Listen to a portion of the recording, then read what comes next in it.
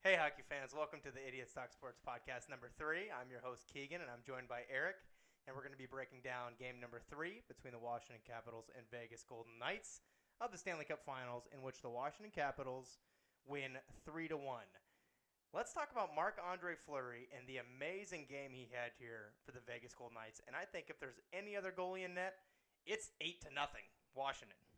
Well, I got to say, talking about Fleury's game, we could talk for 30 minutes. We could talk this whole podcast about how great he played. And I think it gets overlooked a little bit because they did not win the game. But the amount of big saves that man made in net was astonishing. From the first minute, really. Yeah, from the first minute. You see Kuznetsov walking on a 2-on-1 with none other than Alex Ovechkin, feeds it over to him. Beautiful pass by Kuznetsov, by the way. Feeds it over, nice little saucer pass. Ovi gets a lot of wood on it, and Fleury comes up huge. Fleury seemed all game long like he was engaged in game form. And the goals didn't... Fleury right now has an .870 through these 3 games, which is a horrible save percentage and not good enough to win games. But the problem is, on his 23-25 saves he's making a night, he looks like still the Fleury we've seen in the playoffs. And I don't know, from my perspective, if this is Vegas not looking good in front of him, which is kind of what it seems like, or Fleury is not coming up. Maybe he could be better. But at the same time, when you see the saves he's making, these are saves that not every goal in the NHL makes. And take that first goal, for example. Washington, that was their 4th shot in a span of 7 or 8 seconds. No support at all, and Ovechkin ends up burying it. But if you're Vegas's defense, you have to find ways to get Washington away from your goaltender so we can see the puck and actually so they can clear the zone. I think goal number 1, you're right. There's nothing else he could have done there. I mean, he played so aggressive, came out of his crease, is attacking Washington. That first deflection that John Carlson made on him, I mean, that's a goal on most goalies in the league. Confidently just stops it, stays in the play. He's never out of the play. And to be honest, he got a piece of that Ovechkin backhand and almost had it. And if you look at goal number 2, Kuznetsov coming in, I mean, that was such a confident play by him. And I don't know how you can be better if you're Fleury. Some people may say you got to have that one, but at the same time, when a guy like Kuznetsov is coming down, I mean, that kind of confidence is just not easy for any goalie to Fleury made up for it. He made up for it all game. This could have easily been, if I'm being generous here, it could have been anywhere from 5 to 8 goals scored in favor of Washington. But it was only 3 goals because Fleury played so well, and he made such huge saves when he needed to. And the thing was, he's not looking flustered at all. Whereas I feel like the rest of the Vegas team is looking, a little on edge, a little flustered out there. Fleury's keeping his composure. And, I mean, you expect to see that from a veteran goaltender. And what more do you expect? I mean, it's true. He's still smiling out there. There were a couple of plays, a couple of big saves he made where he's winking at his defenders and stuff.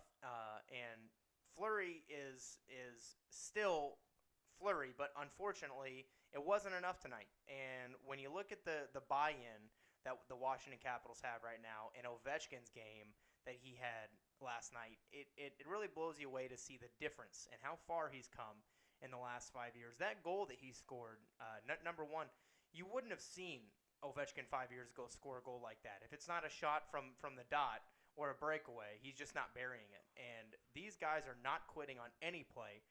They're blocking shots. They're making the defensive clears. They're doing the simple things really well there in Washington. Well, that's what you just said. I think years past you may have seen Ovechkin give up on that type of a play. But, not in these playoffs, not in this finals. And he's hungry. He wants to win. He's doing everything it takes. There's not one thing he's not doing out there. He's deflecting pucks. He's making the pass. He's scoring goals. Vegas is just having a hard time containing a hungry Alex Ovechkin. After game 1, we kind of saw 2 things here. We saw Washington can keep up with Vegas, and Braden Holtby didn't have a great game. Fleury lets in 4 goals, and mind you, they're not bad goals. None of them. I don't think I've seen a soft goal on Fleury yet. And after game 1, you say, wow, this is going to be a high-flying series. Washington can score, and Vegas can score. Holtby says after game 1, I didn't recognize their forecheck. I need to do better. What does he do in game 2? He's better. He makes a huge save, the save, Washington still scores, still put in 3 goals on Fleury, leading to an 860 or an 870 goal or save percentage. And now in Game 3, we've got kind of the same story where Washington looks better defensively. Holtby's playing a little better. And now it's up to Vegas to really respond here in the next game. Well, going back to Game 2, I think it's easy for people to feel like Vegas outplayed Washington because of the shots on goal. Vegas had many more. I forget the exact count, but I want to say I want to say they had like 13, 14 more shots than Washington had. But they didn't have the amount of great chances. See, the thing is, Washington is getting less shots aside from Game 3 where they actually did outshoot Vegas. But the first, especially that, you see in that second game, they're not getting the amount of shots Vegas is getting, but the shots they are getting are higher percentage shots in better areas. Better chances. And you said in Game 2 that Vegas looked flustered out there. Some of their big guys are looking a little frustrated, maybe taking it out on some of the Washington guys you see tonight, or last night rather. Ryan Carpenter grabbing the stick out of John Carlson's hand, a little upset about how his team's been playing, obviously, and that has a huge impact on your team's attitude. Absolutely. That screams frustration, which you just can't have. Because to me, Game 4, the next game being played, if I'm Vegas, that's Game 7 for me. That's a must win. It's every game in the playoffs is a must win. But you're right. This game 4 in Washington, if Vegas doesn't make some major changes, we've got a really bad situation here. Because I don't think we were talking before the podcast. Vegas has been down, I think, 1 game in a series. But I don't think that they've been down in Game 3. This is the most adversity that Vegas has faced all playoffs long, and that's, I feel like, is what is leading to this little bit of frustration. They're trying to figure out how exactly to handle that and compose themselves, and they better figure it out for Game 4, or it's not going to be good for them. Fleury needs way more support.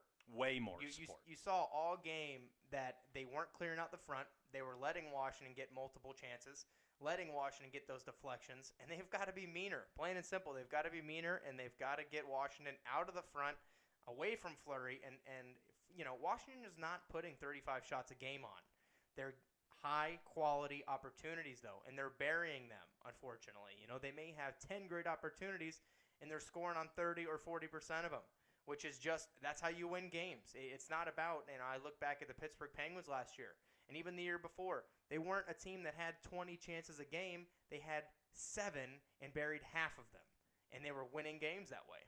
If you're scoring 3 to 4 goals on average per night, you're most likely going to come out ahead. You're putting yourself in the best possible opportunity, and absolutely. When it comes to scoring goals too, another big one is possession. Washington in the faceoff dot does not look good all playoffs long, but last night especially, they were winning draws, getting that first possession, and really taking it to Vegas. And it didn't look like, I think there was one part in the third period. There's about a 5 or 6 minute stretch.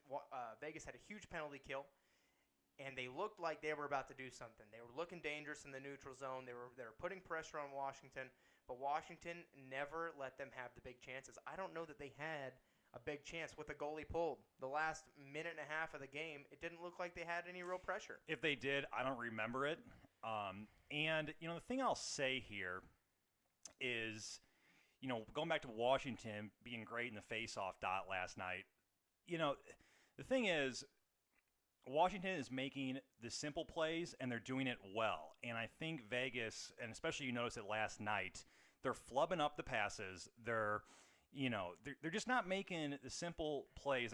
They weren't winning those big face-offs when they needed to, and that's something that Washington is doing.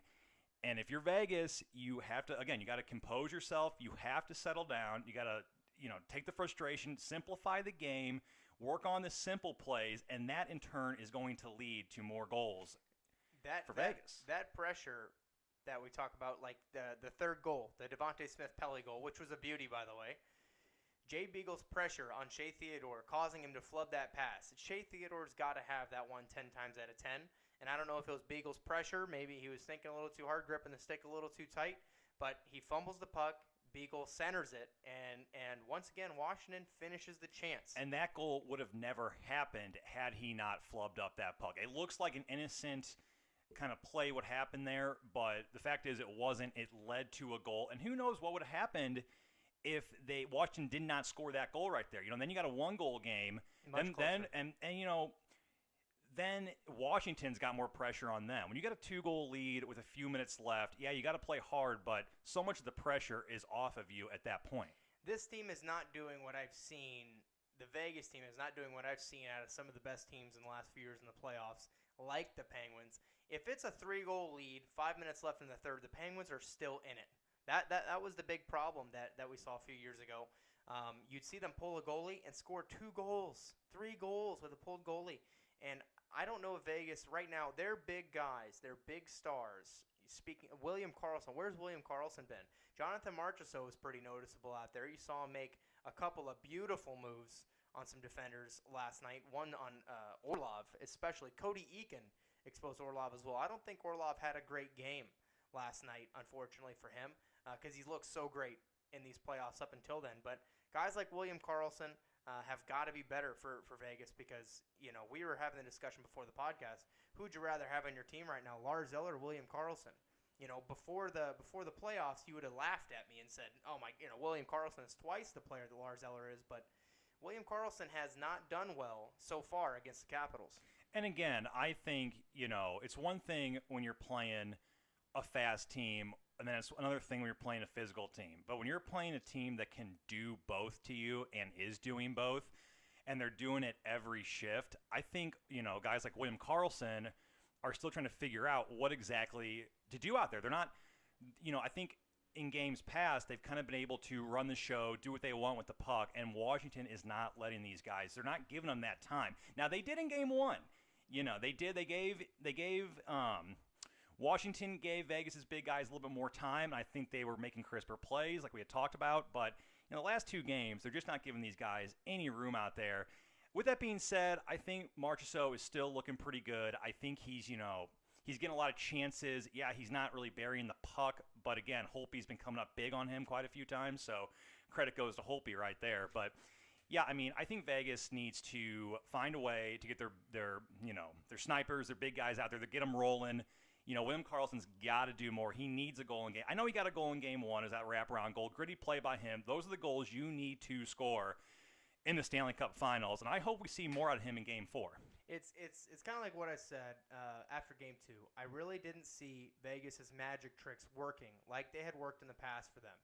It really seems like they had an enchanted run up until these games, and they have run face first into a tough Washington Capitals team, a team that has experienced this loss before, a team that has lost as a team, and I don't know that the same experience can be had by Vegas. I don't know that they can have that same fire, but there's a lot of hockey left. We've got another 4 games left at most, at maximum here, and we've got a ton of time for Vegas to really change it up and prove us wrong here, but it does not look good right now for the Vegas Golden Knights. I tell you what, yeah, Vegas has to get going.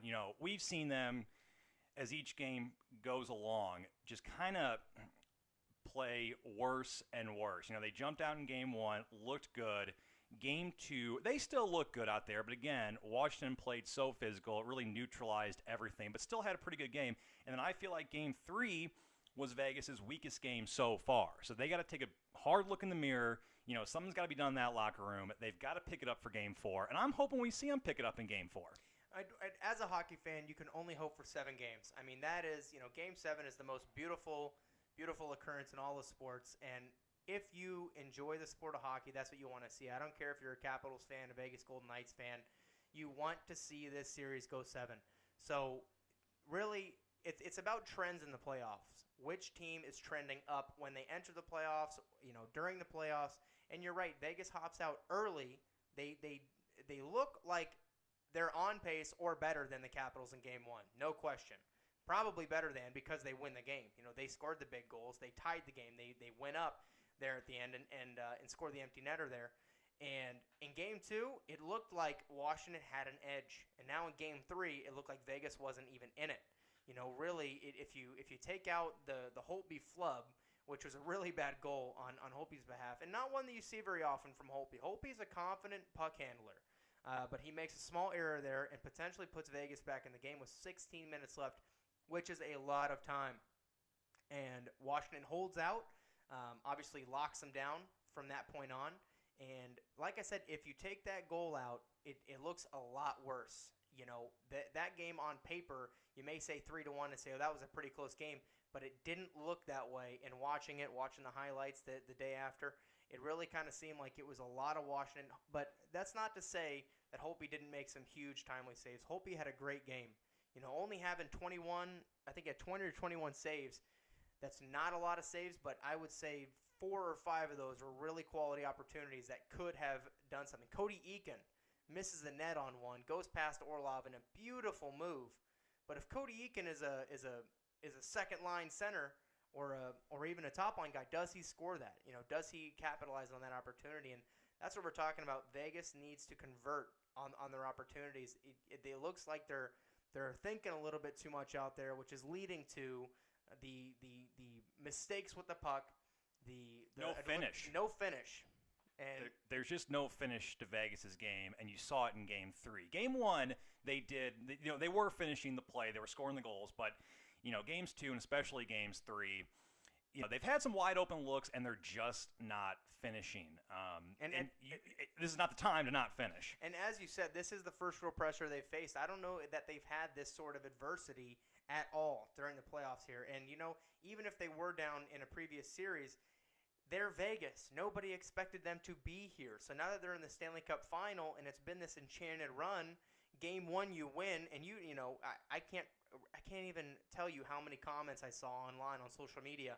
Vegas in 4. Vegas is going to clear out the Washington Capitals, and it's not. I mean, and now it's completely different. Now you're seeing a lot of Caps in 5. Well, and Vegas's kind of motto they've been living by is just take it game by game, and I think that's worked for them all the way up until now. I think you have got to figure something out leading up to this game. You've got to take a long look at yourself and your team. You have to do something different. First off, you got to settle down.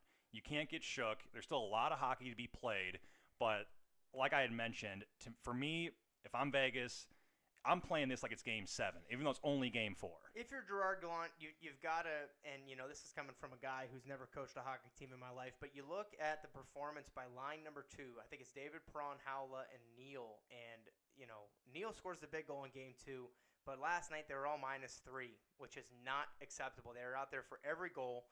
And David Perron, you mentioned something as we were watching the highlights. It didn't look like, he was irrelevant out there. He was not having a good game. And when you do notice him out there, he's flubbing the puck up. He's not making the play. He doesn't look comfortable out there. And who did look good for Vegas last night was Alex Tuch. He had that huge opportunity. Holtby makes a gigantic save on him on a breakaway in which Michael Kempney gets tripped up in his stick. But Tuch gets right by. Tuch is so big, so fast. Tuch is an incredibly talented player. He's playing gritty. He's a gritty hockey, player. Which is how you're supposed to score these goals. In the Stanley Cup Finals, you have to have that grit. And I think the guy that we always go back to on Washington's side that has that grit is TJ Oshie. That's the way he plays. And again, I think we had said that he was the unsung star in Game 1 for Washington. And he may have well been that star in Game 3 for them as well. If he wasn't on the 3 stars list, which I should have checked before this, #unprepared, he should have been, because this guy, we watched 2 or 3 block shots to zone clears to big passes up on the Kuznetsov goals. He hit 2 posts as well. Let's not forget. That is true. 2 posts on 1 deflection, 1 clean shot on the power play, I believe. And on that Kuznetsov goal, it was Oshie's block shot and clear to Tom Wilson that led to the entire interaction there. And TJ Oshie in the last minute strips the puck off one of the Vegas attackers and dumps the puck down, for a perfect clear. Doesn't ice it. TJ Oshie is so confident right now. He's playing good Minnesotan hockey. Well, and it was Oshie that got that puck to Evgeny Kuznetsov for the 2-on-1, where Kuznetsov buried it. That was a huge play by Oshie. And again, those are the simple plays, the small plays that lead to the goal. If you don't have those small plays, 5 or 6, 7 of them in a row, you're never going to get that scoring opportunity. And that's what Vegas is missing. You know what I've loved, too, is after every one of these games so far, it's really seemed as though Washington is not celebrating. They're not as excited as maybe you would think. Unless you're Alex Ovechkin. During the game, Alex Ovechkin is as pumped up as we've ever seen him. But you look at these guys in the post-game interviews, and they are, hardly smiling. They know that there's a job to be done. And I haven't seen, admittedly, enough of Vegas's post-game. I'd like to kind of see what their attitude is. And it's all take a game at a time. And these guys are all such professionals. And they're going to bounce back. They ought to bounce back. Well, and so Washington knows that Vegas likes to fire shots. And what did we see? This is something we haven't talked about yet. But what did we see last night? What did we see Washington doing? We saw them blocking tons. An incredible amount of shots. I think in the third period, a little stat came up. They had 19 block shots with like 10 or 12 minutes left. In the 20s even. Yeah. And they certainly finished in the 20s. There's no question. And that's the kind of, you'd say, oh, Vegas didn't have a lot of shots at 21. But if you look at their shot attempts, close to in the 50s, that's something. That's how a team wins. It's about the small plays, the defensive plays, the block shots. But with that being said, again, I still feel that Washington has the better opportunities. Even though Vegas is flinging pucks on net, even though they're getting blocked and this and that, they're not having the quality chances that Washington is having.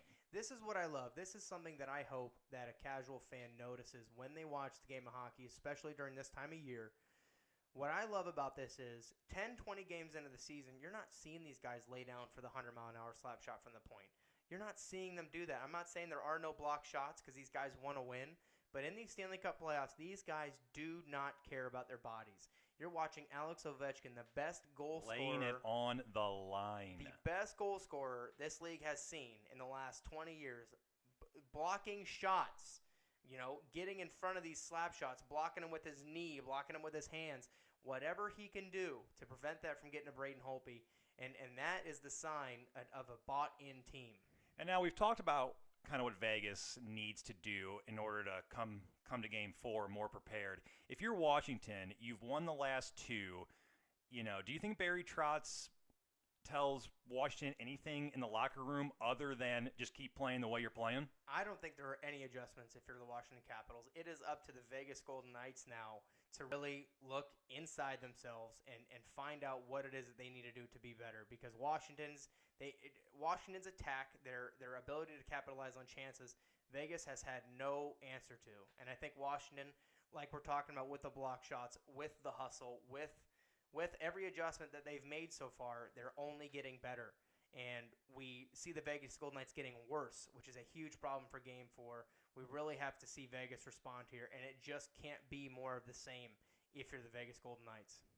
And no matter how this turns out, no matter which team wins, what a great time to be a hockey fan. This is the best finals that we have seen in years. That I've remembered, that's right. You just can't be upset with either one of these teams. I don't care if you're a fan of Washington or Vegas. As a fan for the sport of hockey, you've got to just really appreciate and love both these teams that are in the finals right here. And they're just showing so much sportsmanship out there, too. What's really interesting, the last 2 years here with the Penguins winning, I didn't meet very many people that didn't want the San Jose Sharks to win a couple of years ago. Everybody wanted to see Joe Thornton get one, and Sidney Crosby and his Penguins just told him no. And I think it was the same way with Nashville last year. And Nashville had that enchanted story that Vegas has. Even though Vegas came in as, I think, number 2 in the West, kind of a different situation than Nashville, just creeping into the playoffs. But we saw a team that everybody wanted to win. And that crowd in Nashville reminds me so much of the crowd in Vegas. And I think perhaps this year we see the same thing where the juggernaut wins. The Cinderella story might not come true here if you're a Vegas Golden Knights fan. But to be honest, and when I look at these Vegas Golden Knights, and we can have an entire podcast about just this topic, this team is going to be good for a long time. Long time. This is going to have a lasting impact. And real quick, to touch on the game coming up, Game 4, why it's so important for Vegas to win this game also is because it's an away game. If they can beat Washington split that series in their own barn, go back home with a split series, that's going to lead to so much more confidence. I say it gets them unshook. We talk about this all the time. We talk about if they lose this game, then they're not going to come back. I hear this all the time. I hear it on all the social media platforms. And, it's one of these times again, if Washington wins Game 4, do you see Vegas winning Game 5? It's like That is such a pressure on you, especially when you haven't looked good. If we see more of the same, if we see Washington look this good again, Vegas has huge problems in Game 5, and we might see a cup raised in Vegas, not for the Golden Knights. Yep. Yeah, you're exactly right. So with that said, Game 5 is coming up here in a couple days on NBC Sports. I believe 8 o'clock again. We're very excited about it once again. And if anybody's listening to this, we want to thank you guys. Let us know what we can do better. As always, have a great day, everybody.